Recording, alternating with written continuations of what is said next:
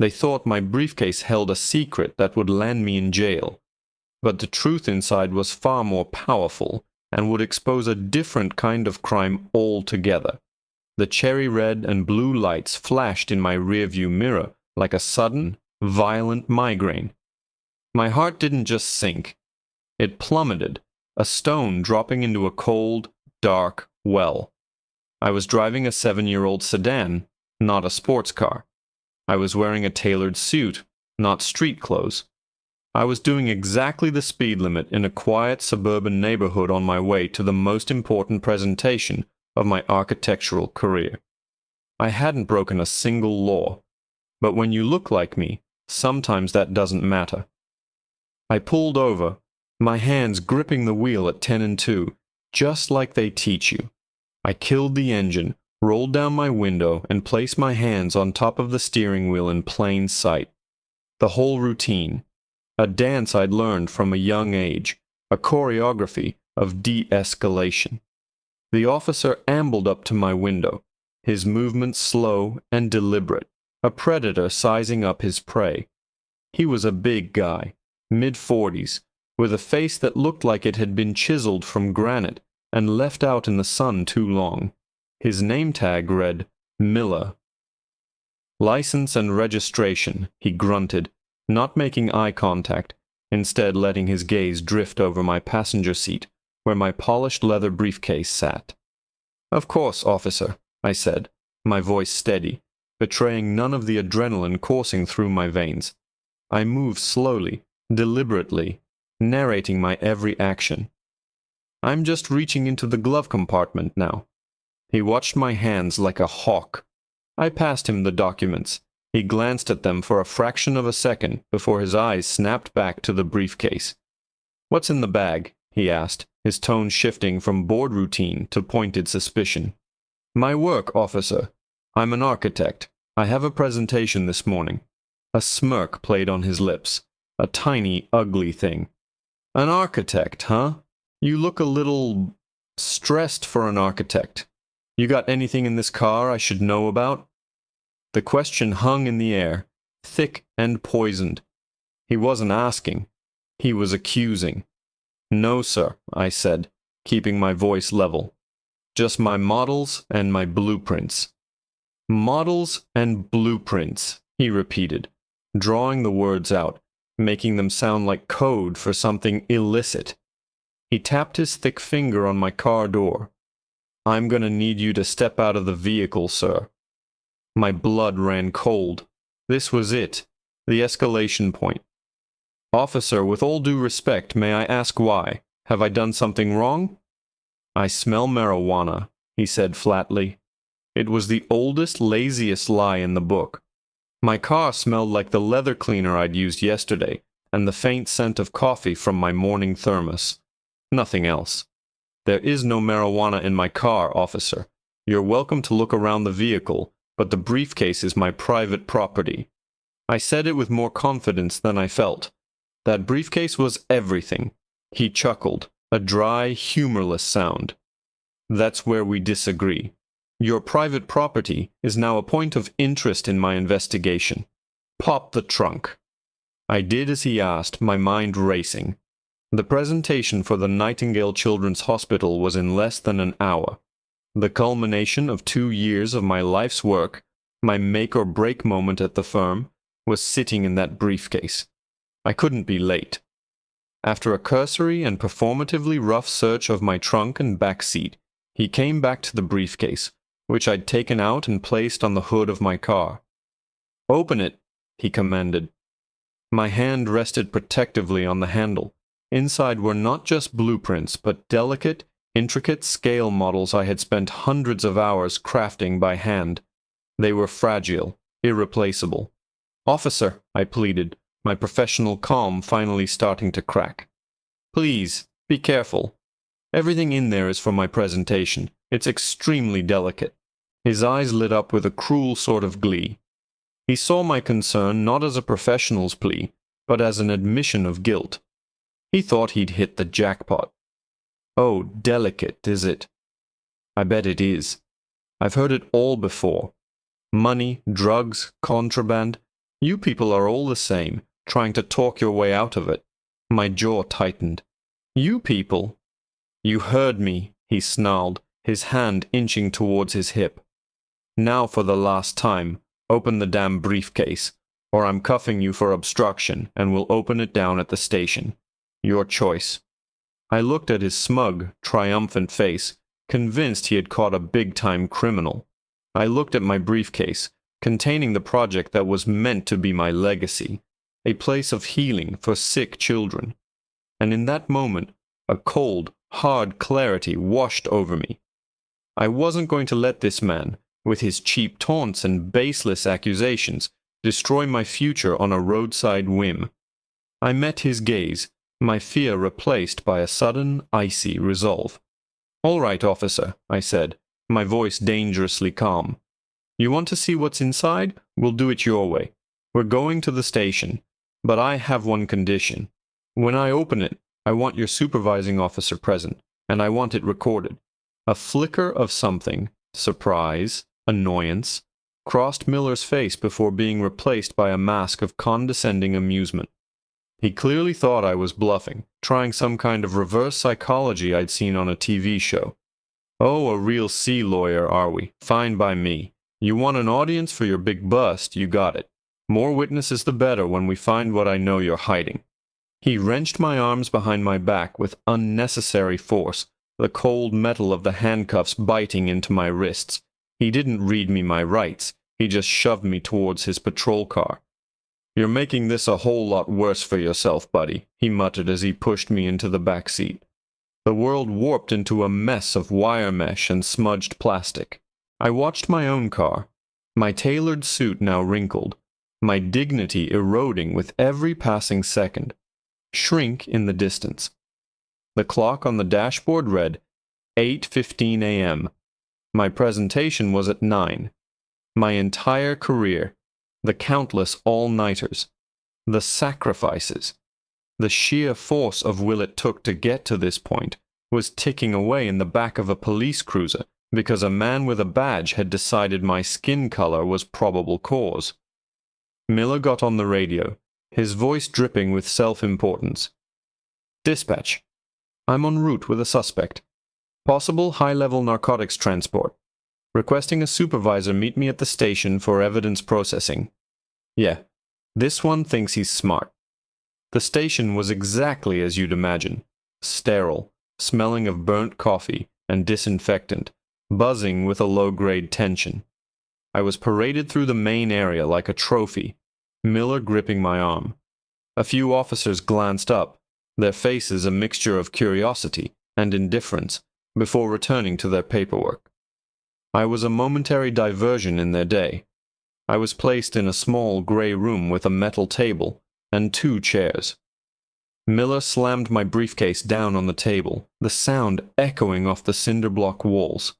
It looked so out of place, a symbol of my professional life now reduced to a piece of evidence in a room that reeked of desperation. "You wait here," Miller ordered, puffing out his chest. "I'll go get Sergeant Davies. Don't you go anywhere." He laughed at his own joke and left, locking the door behind him. The minutes stretched into an eternity. I could hear muffled voices and laughter from the hallway. I imagined Miller telling the story, embellishing it, painting me as some kind of kingpin he'd cleverly sniffed out. 8:35 a.m. My palms were sweating. I could feel my phone vibrating in my pocket with what was surely a call from my boss, wondering where I was. Finally, the door opened.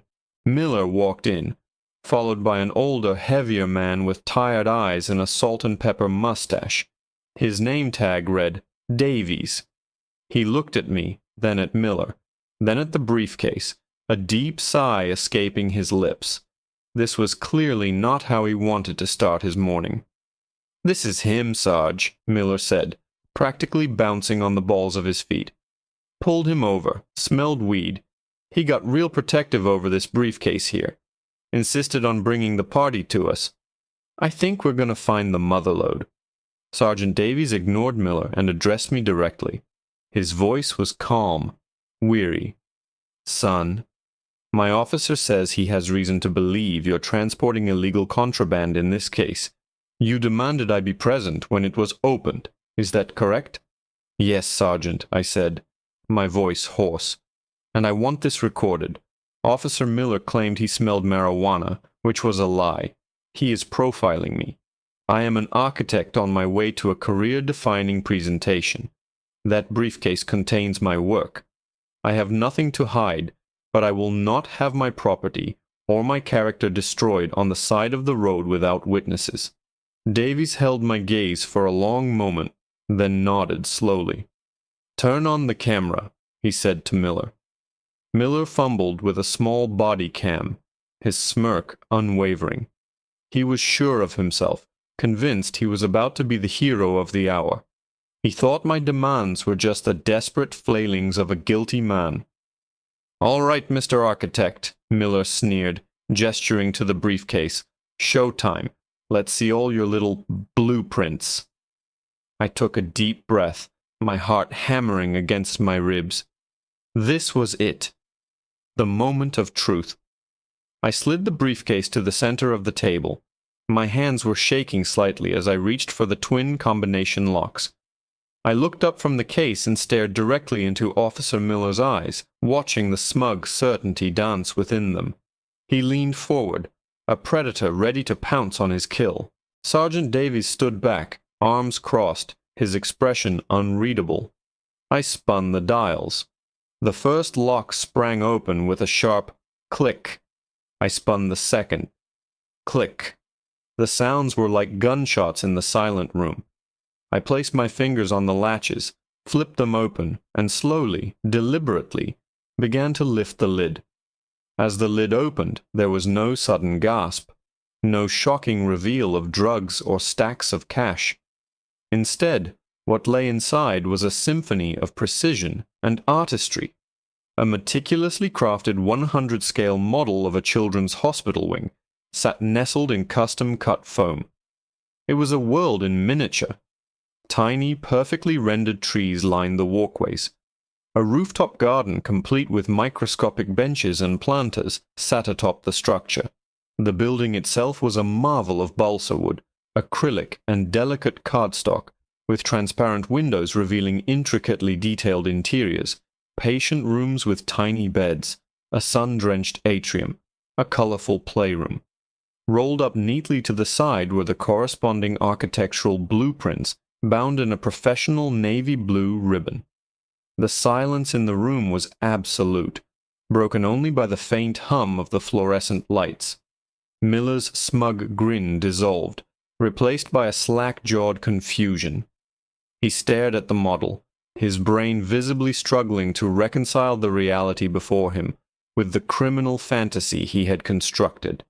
He looked from the miniature hospital to my face and back again, his eyes wide with disbelief. It was as if he'd been expecting a demon and found a sleeping child. Sergeant Davies was the first to move. He took a step closer, leaning over the table. He wasn't looking at it as evidence anymore. He was looking at it with genuine curiosity, with a kind of quiet awe. "Is that the new Nightingale wing?" he asked, his voice low. I nodded, my throat tight. "The pediatric oncology unit. The presentation to the board was in 15 minutes. Davies ran a hand over his face, his weariness seeming to deepen into something else. Disappointment, maybe even shame. He turned his gaze on Miller, and the look in his eyes was glacial. The condescending smirk was long gone from Miller's face, replaced by a dawning horror as he began to understand the magnitude of his mistake. He had built this entire situation up, called in his supervisor, insisted on a formal process, all for a toy house? "He said it was delicate," Miller stammered, his voice a desperate squeak. I thought he was talking code." "He's an architect, Miller," Davies said, his voice dangerously quiet. "He was talking about his work. Work you've now made him late for. Work you were about to tear apart on the side of a highway because you smelled marijuana." He let the words hang in the air, each one a hammer blow to Miller's credibility. Davies turned back to me.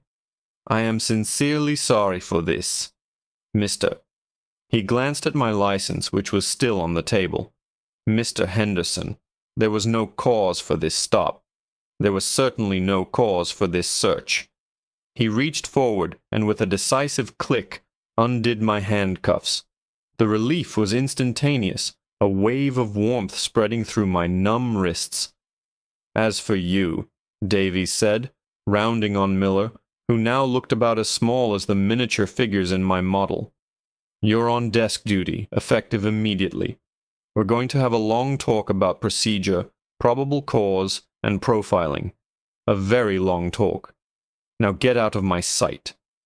Miller practically scrambled out of the room, his face a blotchy red. Sergeant Davies helped me carefully pack the model back into its case. "Nightingale," he said, shaking his head slightly. "My nephew spent 6 months there last year. Good people. What you're designing, it's important." He personally escorted me out to the front desk, bypassing any further paperwork. He handed me his card. "Call me if there are any repercussions at your job. I'll explain the situation to your boss myself. I'll make sure Officer Miller does too. It's the least we can do." I glanced at the clock on the wall. 8:55 a.m. I had 5 minutes. I sprinted out of the station, my briefcase, my salvation, and my cross clutched tightly in my hand. I drove, probably breaking a dozen traffic laws on the way, my mind a blur of adrenaline and righteous fury. I burst into the boardroom at 9:01 a.m., disheveled, out of breath, my suit a mess. My boss looked at me, a storm cloud of anger on his face. The board members looked on, unimpressed. "You're late, Henderson," my boss hissed. "I know," I panted, placing the briefcase on the enormous mahogany table. "And I have a hell of a story for you." I opened the case. I told them everything. I told them about the lights, about Miller's accusations, about the handcuffs, about the interrogation room. As I spoke, their expressions shifted from annoyance to shock, then to outrage. The model of the hospital sat in the center of the table, a silent testament. It wasn't just a building. It was a symbol of hope and healing. And for a moment that morning, it had been treated as contraband. When I finished, the head of the board, a stern-faced woman named Mrs. Gable, stood up. "Mr. Henderson," she said, her voice clear and strong, "you have faced a gross injustice this morning and still made it here to present your vision. A vision for a place of healing. I think I speak for everyone here when I say we'd be honored to hear it. I didn't just get the contract. I became a partner at the firm within the year. Officer Miller was ultimately fired after an internal investigation uncovered a pattern of similar complaints. Sometimes I drive by that hospital, the real one, its glass atrium gleaming in the sun, and I see kids playing in the garden I designed on a tiny rooftop model. And I think about that briefcase and how the truth, when you finally reveal it, can be more powerful, more crushing than any lie.